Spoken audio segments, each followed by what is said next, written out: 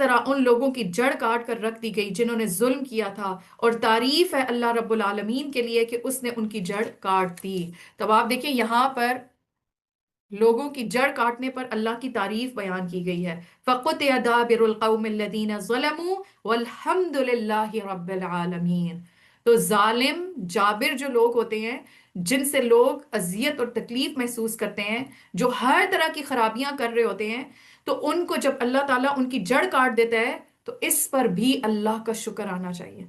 اور آپ دیکھیں کہ یہ ہمیں نہیں پتا ہوتا کہ کس کا کیا معاملہ ہے، لیکن جس طرح ایک حدیث سے پتہ چلتا ہے کہ ایک مرتبہ آپ صلی اللہ علیہ وآلہ وسلم کے سامنے سے جب جنازہ گزر رہا تھا تو آپ صلی اللہ علیہ وآلہ وسلم نے فرمایا مستریح او و مستراح منہ، دو لفظ بولے، مستریح و مستراح منہ۔ تو صحابہ کرام نے پوچھا اے اللہ کے رسول صلی اللہ علیہ وآلہ وسلم اس سے کیا مراد ہے؟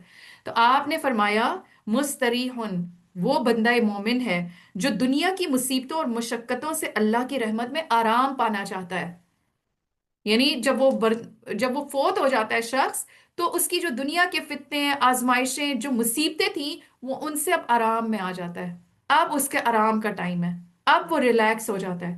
جبکہ جو دوسرا گروہ ہے وہ مستراح منہ، وہ کون ہے؟ یہ وہ بدکار شخص ہے جس سے اللہ کے بندے اور شہر، درخت اور چوپائے سب پر آرام پانا چاہتے ہیں۔ یعنی یا جانے والا خود آرام میں آ جاتا ہے، یا جانے والے کے پیچھے جو لوگ ہیں وہ اس کی اذیتوں سے آرام میں آ جاتے ہیں۔ اللہ اکبر! اس میں ہمارے لیے بھی بہت اہم سبق ہے۔ ہم میں سے ہر شخص کا بھی ایک اسی طرح کا انجام ہونے والا ہے نا۔ ہم اپنے آپ سے پوچھیں کہ ہم اپنے آس پاس والوں کے لیے، ہم اپنے قریبی لوگوں سے کے لیے، یا ہم ان لوگوں کے لیے جن سے ہمارا کسی قسم کا بھی کوئی رشتہ یا تعلق ہے، ہمارا کیا معاملہ ہے لوگوں کے ساتھ؟ کیا لوگ ہماری پریزنس میں، ہماری موجودگی میں، ہمارے ساتھ تعلق رکھنے میں آرام محسوس کرتے ہیں؟ کیا ہم ان کے لیے خوشی کا باعث ہیں؟ کیا ہم ان کے لیے ہدایت کا باعث ہیں؟ کیا ہم انہیں راہ دکھانے کا باعث ہیں؟ یا ہم ان کے لیے اذیت اور تکلیف کا باعث ہیں؟ ہماری پریزنس ان کے لیے غموں کا باعث ہے؟ سو ہم میں سے ہر شخص کے پاس جتنے بھی لوگ ہوتے ہیں یا ان کا جس سے بھی رشتہ یا معاملہ ہوتا ہے، تو ان دونوں میں سے کوئی ایک بات ہوتی ہے۔ تو اس لیے ہمیں کوشش کرنی چاہیے کہ ہم اپنی زندگی میں اپنے ساتھ رہنے والوں کو آرام دیں، ان کے لیے راحت کا باعث بنے، ان کے لیے خوشی کا باعث بنے۔ اور بعض دفعہ اس راحت یا خوشی کے لیے کوئی بہت بڑا کام نہیں کرنا ہوتا۔ بعض دفعہ دو میٹھے بول بولنا، پیار سے بات کرنا، اچھے طریقے سے سلام کرنا، ایک پیاری سی مسکراہٹ کہہ کے ان کو تھینک یو بول دینا، کسی بھی چیز میں ان کو انکریج کر دینا، ان کی کسی اچھی چیز کی تعریف کر دینا، ان کو خیر کے کام پہ موٹیویٹ کر دینا۔ کسی چیز میں وہ پست ہمت ہو، آپ انہیں کہیں نہیں نہیں ماشاءاللہ آپ باقی کام اتنے اچھے کرتی ہیں، آئی ایم شیور یہ تو آپ سب سے زیادہ بہتر کریں۔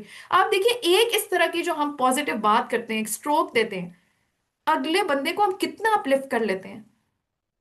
تو ہم نے کیوں اپنا یہ بتیرہ بنا لیا ہے کہ زبان نہیں ہوتی وہ خنجر ہوتا ہے؟ ہم کہتے ہیں اگلا بندہ کیوں خوش نظر آ رہا ہے، ایک جملہ ایسا نکالو ابھی ساری خوشی غارت ہو جائے۔ اور بعض دفعہ وہ جملے ایسے ہوتے ہیں جو ہمیں واقعی میں اس کے اثرات دوسرے شخص کے چہرے پہ، اس کے رنگت میں، اس کے آثار میں فوراً نظر آ جاتے ہیں، مطلب اتنا افیکٹو وہ جملہ ہوتا ہے۔ اسی طرح پازیٹیو جملے کے بھی اپنے اثرات ہوتے ہیں، وہ بھی نظر آتے ہیں، اور نیگیٹو جملے کے بھی اپنے اثرات ہوتے ہیں۔ تو آپ دیکھیں بعض دفعہ کچھ لوگ ایسے ہوتے ہیں کہ انسان کہتا ہے یا اللہ خیر یہ تو اب آ گئے، آپ شامت آئے گی، اب تو سب کے آگے انسلٹ ہوگی، آج کس کی انسلٹ ان کے ہاتھ ہونی ہے۔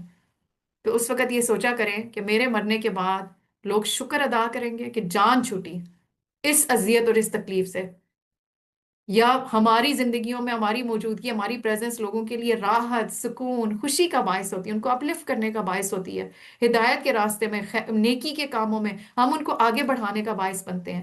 تو اس لیے we have to be very careful, be very soft, gentle, loving, caring. تو جتنا زیادہ ہم لوگوں کے لیے خیر خائی کا باعث ہوں گے تو اللہ تعالیٰ آپ سوچیں کتنی قدردانی کرنے والا ہے نا۔ آج اگر ہماری وجہ سے کسی غم زدہ کا غم دور ہو جاتا ہے، کسی کو ایک مشورہ دینے سے اس کے کسی مسئلے کا حل نکل آتا ہے، تو یہ کتنی بڑی خیر ہے جو ہم کسی کے ساتھ کوئی ایفرٹ نہیں ہے، صرف ایک زبان کی بات ہے۔